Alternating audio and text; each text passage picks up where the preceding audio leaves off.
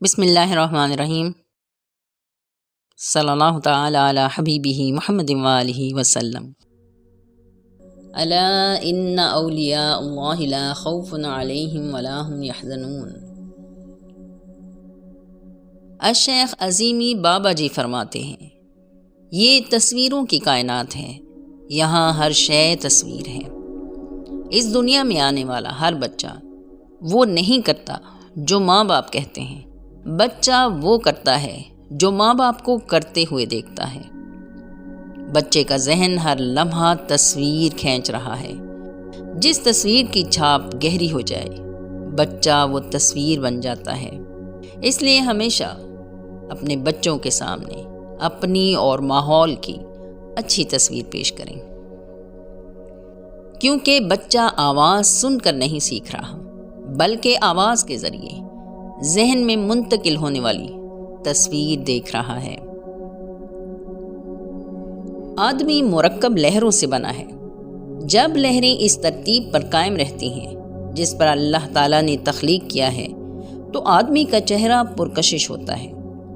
خوش رہنے سے یہ لہریں ترتیب میں آتی ہیں اور چہرہ پر رونق ہو جاتا ہے۔ انسان میں نور کا غلاف مرکب لہروں کے تانے بانے سے بنا ہوا ہے۔ یہ لہریں ایسے گراف کی طرح ہیں جس میں خانے تو ہوں لیکن لکیریں آپس میں اس طرح ملی ہوئی ہوں جس میں فاصلہ نظر نہ آئے۔ یہ گراف تصویروں کی اصل ہے۔ دوسرے لفظوں میں اس گراف کو ترتیب دینے سے تصویریں بن جاتی ہیں۔ اہل باطن علماء فرماتے ہیں کہ ساری کائنات لہروں پر قائم ہے۔ لہریں تصویروں کو ایک مقام سے دوسرے مقام پر منتقل کرنے کا میڈیم ہے۔ شے کی بنیاد پر غور کرنے سے وہ شے اپنا تعارف خود کراتی ہے۔ مثلاً گلاب کے سرخ پھول کا تصور کرنے سے ذہن کی اسکرین پر پھول پتیوں اور کانٹوں سمیت نظر آتا ہے۔ تصور میں گہرائی سے خوشبو بھی محسوس ہوتی ہے۔ چند لمحوں کے لیے صحیح انسان گلاب کے پھول کی شخصیت کو اپنے اندر جذب کرتا ہے، بلکہ کہنا چاہیے کہ انسان خود گلاب کا پھول بن جاتا ہے اور اس سے خوشبو پھوٹتی ہے اور فضا معطر ہو جاتی ہے۔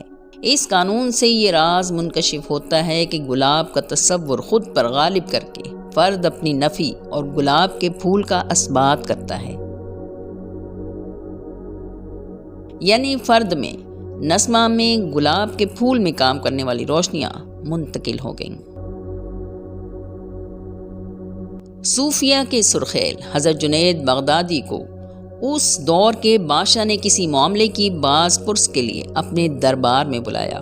حضرت جنید بغدادی کے ہمراہ دربار میں ان کی مرید حضرت ابو بکر شبلی بھی پہنچ گئے۔ بادشاہ نے حضرت جنید بغدادی سے گستاخانہ لہجے میں بات کی تو مرید ابو بکر شبلی یہ برداشت نہ کر سکے۔ دربار میں بچھے ہوئے قالین پر شیر کی تصویر بنی ہوئی تھی۔ شبلی نے ایک نگاہ قالین پر ڈالی تو وہ شیر کی بنی ہوئی تصویر میں حرکت پیدا ہوئی۔ حضرت جنید بغدادی نے شیر کو اٹھتے ہوئے دیکھا تو اپنے تصرف سے اس عمل کو روک دیا۔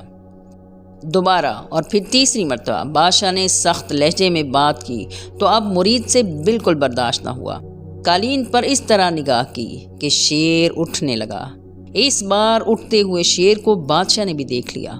وہ بدحواس ہو گیا اور حضرت جنید بغدادی سے اپنی گستاخی کی معافی مانگی۔ غور طلب بات یہ ہے کہ تانے بانے پر نقش و نگار محض تصویریں ہیں۔ ان تصویروں میں خلا ہے۔ جب خلا میں زندگی کی لہر دوڑتی ہے تو تصویر ساخت کے مطابق غبارے کی طرح پھولتی ہے۔ اس پھولنے کو ہم جاندار اشیاء کہتے ہیں اور کاغذ پر چسپاں تصویر کو بے جان کہتے ہیں۔ حالانکہ دونوں تصویریں ہیں، فرق یہ ہے کہ ایک تصویر میں حواس بیدار ہیں اور دوسری میں خوابیدہ حالت میں ہیں۔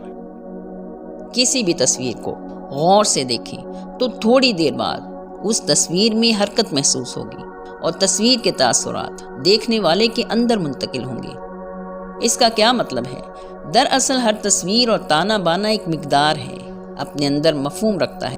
کوئی بھی تصویر کھینچنا دراصل مخصوص لمحے کو ریکارڈ کرنا ہے۔ لمحہ تاثرات یا مفہوم کی صورت میں ریکارڈ ہوتا ہے اور یہ مفہوم غور و فکر کرنے والوں پر منکشف ہوتا ہے۔ الشیخ خواجہ شمس الدین عظیمی فرماتے ہیں کہ میں اپنے مرشد حضور قلندر بابا اولیاء رحمۃ اللہ علیہ کے ہمراہ پان والے کی دکان پر کھڑا تھا کہ دکان میں لگے کیلنڈر میں لگی تصویر کیلنڈر سے نکل کر حضور قلندر بابا اولیاء کے ساتھ چل پڑی اور تصویر ان سے گفتگو کرنے کے بعد واپس پلٹ گئی۔ میں نے خوف اور حیرانگی کے عالم میں آگے بڑھ کر حضور بابا صاحب سے عرض کیا کہ حضور یہ کیا معاملہ ہے؟ تو بابا صاحب نے فرمایا، تصویر نے اس پان والے کی شکایت کی ہے اور کہا ہے اس سے پان نہ خریدا کریں کیونکہ یہ خونی کتھا استعمال کرتا ہے۔